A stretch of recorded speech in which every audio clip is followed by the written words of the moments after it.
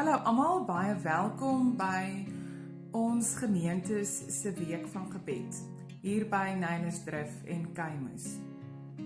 Ons teken hierdie jaar is die teken van wolke. Wolke wat 'n teken is vir ons van die Here se sorg, die Here wat ons vooruitgaan, die Here wat ons beskerm.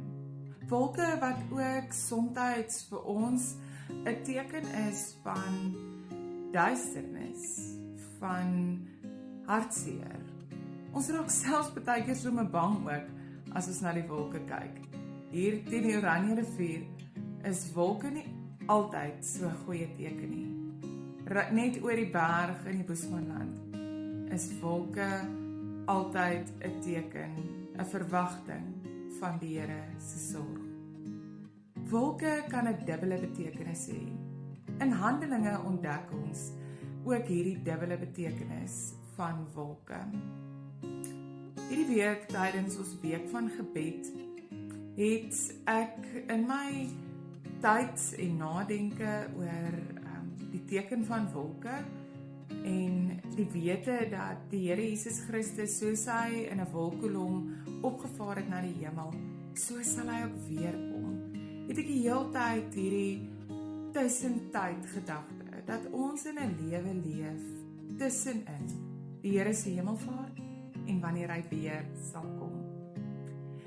En ek ontdek toe hier op my rak, in my boeke wat Dominee Kobus nog vir my agtergelaat het, en dis altyd opwindend, die boek van Connie Burger, oor gemeentes en bediening, gemeentes in die kragveld van die Gees. En in hierdie jaar gaan ek verskeie keer na hierdie boek toe terugverwys. Dit sal ook die basis vorm van ons Pinksterreeks later in die jaar. So tydens ons week van gebed gaan ons iets van die praktyk van gemeentes wat leef in hierdie tussentyd vier. Ons gaan spesifiek stil staan by 'n paar nadenke oor ons gemeentes in terme van ons visie vir die gemeentes. Wat kan ons wees? Wat kan ons as gemeentes wees as ons nadink in gebed oor ons bedieninge binne die gemeentes? In die tweede instansie gaan ons nadink oor ons gemeentes se verbintenis. Wat glo ons oor God? Maar ook wat glo ons oor ons bedieninge binne die gemeente en ons rol ook om God lewend te maak vir die wêreld daar buite, deur sy woord en deur sy gees. Derdens gaan ons nadink oor ons gemeenskap. Hoe sorg ons vir mekaar in gebed? En ook vierdens gaan ons nadink oor ons diens. Hoe is ons diensbaar in gemeentes?